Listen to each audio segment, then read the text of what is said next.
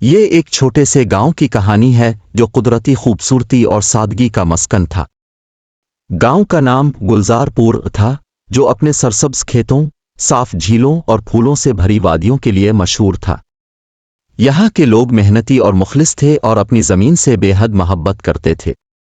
گلزار پور کی سادگی۔ گلزار پور کی زندگی بہت سادہ اور پرسکون تھی۔ لوگ دن بھر کھیتوں میں کام کرتے اور شام کو ایک دوسرے کے ساتھ بیٹھ کر باتیں کرتے۔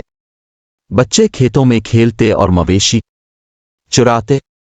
یہاں کی عورتیں گھروں میں مختلف قسم کی دستکاری کرتی تھیں، جن میں کشیدہ کاری اور بانائی شامل تھیں۔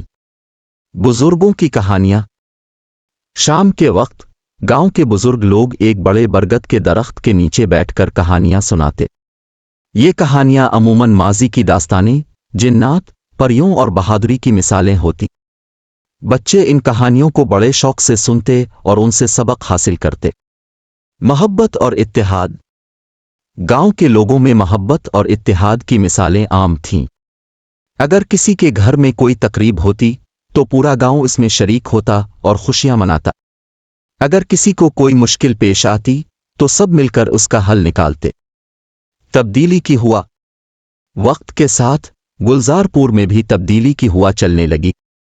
کچھ لوگ شہر کی طرف جانے لگے تاکہ بہتر مواقع کی تلاش کریں۔